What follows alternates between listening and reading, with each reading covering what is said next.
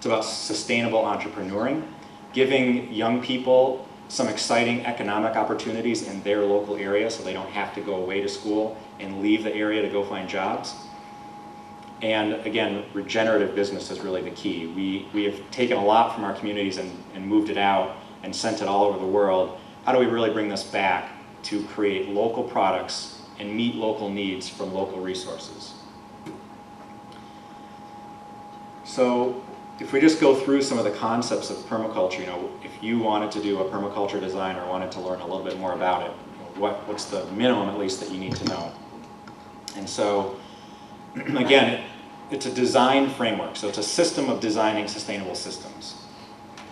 You can design a farm using permaculture principles, you can design your garden, you can design your lifestyle if you want to do a sustainable lifestyle design. These principles still apply. If you want to design a sustainable business, they still apply, which is why we're trying to marry this finance and permaculture concepts. Again, it's a combination of old and new techniques. It follows a set of principles.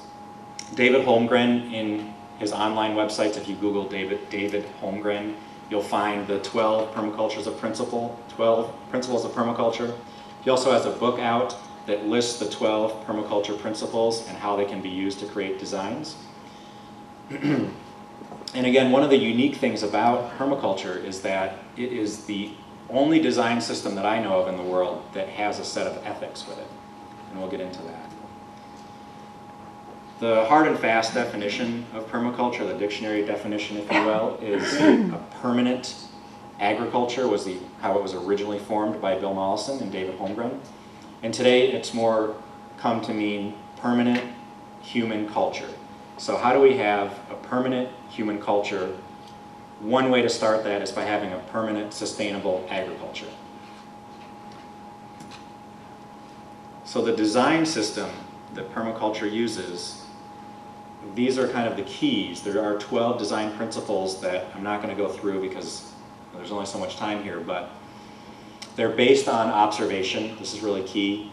One of Mollison's key requirements that he likes everybody to do before getting into a design is whatever space you're going to use to design is to sit and observe that farm, that backyard, that garden area for a full year before you start your design. So he is really big on observation. What is already there? What's already happening? So if you're going to design a backyard garden, where does the sun hit all year around? So how is that going to affect what you grow and where you grow it? Where are the wet spots in your yard? So where does the water pool or where does the water run off so it stays very dry? It's good to know where those things are so you can plan appropriate ways to use that space. Is your land sloped so that when it rains, all the rain is flowing off the land? And if all the rainwater that falls down on your roof and on your land is leaving, now you do not have access to that to grow plants and to create your gardens. So how do you capture that? There are ways within permaculture that I know one of our speakers later will be talking about how do we keep that water on your site so that in drought times or other times you have that water available. It's looking at local microclimate. So if we go back to one of these pictures here, this is where I work at Herman Miller. We were able to convince them to let us put a garden in this year, not without a lot of fight actually. But it happened. But if you notice, there's this space, and right against the building, this is actually facing west, it's not even facing south. And when we talk about local microclimate, it doesn't even necessarily mean the region of the country or the region of the state or the region of the town you're in. But we can get even more specific in these plants were still producing tomatoes that I was picking last week before I came to this conference. So we've had frosts, it has frozen, but these tomato plants did not frost because the sun heated up that metal and the brick at the base of this building just enough that it re-radiated heat into these tomato plants and the pepper plants, and we were even pulling peppers, which are typically a desert type plant, last week. So this is how you use this observation of what is around my site and how could it benefit when I grow certain plants. We didn't use observation here, we put plants in because we got the okay. Now we're observing that they're in, so we know what happened, and we know next year how to better plan the garden based on what happened here. So this is the ethics of permaculture, and these ethics really guide every permaculture design. So it's care of the earth, care of people, and sharing of all surplus. So really in permaculture we want to walk the talk. You know, if we're not designing something that's earth-friendly, that's people-friendly, and that's producing a yield that we can share with others, you know, why are we doing that design? So it really gets us to question what our designs are doing and think about them. Because if you look at today's monocrops and monoculture and industrial agriculture, as long as we think about what we're doing, we have to be able to do better than what they're doing today. So I'd like to take you through just a few examples of people that have implemented permaculture designs so you can get an idea of what that looks like. This is, on the left, a 140-acre permaculture farm in central Wisconsin, west central Wisconsin. This is a man by the name of Mark Shepard. He's been out here to consult with MSU a few times on their agroforestry school and their permaculture gardens that MSU has in today.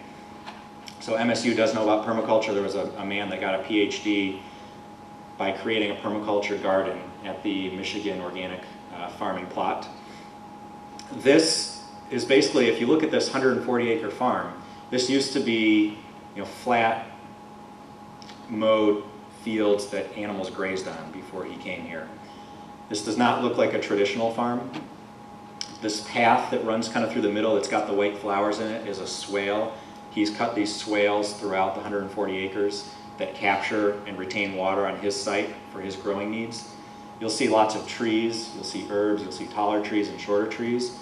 Permaculture tries to take advantage of multiple layers of sunlight. We call this stacking functions. So if you think about, you know, a flat piece of land, like this is 1 acre, and there's so much sunlight that falls on the 1 acre, and you can plant 1 layer of crop. But if you take that 1 acre and fold it up and fold up another one, so here's an acre, and here's an acre flat. Now they're not flat, but they can still fit on 1 acre, and maybe even another fits on 1 acre. So this is the concept of stacking, is how do we take 1 acre but capture the maximum amount of sunlight from that single piece of property. And that's typically by, you have, you know, various layers, they call them in permaculture, of a tall tree layer, followed by, you know, a dwarf tree layer, followed by bushes, followed by herbs or annual plants, followed by ground cover, and then finally roots. And the sunlight, as it hits, can hit every one of those plants, and therefore you can take much more advantage of the sunlight as opposed to just having one homogeneous level of plants. Permaculture also really advocates the use of perennial plants. Perennial plants do not have to be replanted every single year. So perennials, once they're planted and established, meet the permaculture concept of increasing in yield year over year with less and less inputs put into them. So a lot of what Mark Shepard has going on is perennial-based agriculture. He's got apples, chestnuts, hazelnuts, and these are all in here that you can see. You see these alleys in between the rows of crops. So he's got, you know, multiple rows of these crops and alleys in between. These alleys can then be used to tractor animals, chickens, sheep, goats, pigs, cows can be moved through that space. You could grow annual vegetables in these rows called alley cropping. So there are many, many things you can do. And if you look at the diversity of plant species here, there's also a diversity of animal species. So diverse plant and animals give you more resilience. So not only does he not have to use pesticides and herbicides, because he has other plants that the insects can go and eat that they might like better, but he's got this area to grow insects that will eat the predator insects. These predators will go and eat the insects that harm the plants. He can have space for pollinators to grow and to live. He's got pocket ponds drilled in onto the side of a lot of these areas where frogs and other amphibians are living, and they're eating a lot of the bugs and the mosquitoes. This is actually a picture from right up here. This bottom picture is Antrim County in Michigan. The top picture, again, is Mark Shepard's farm.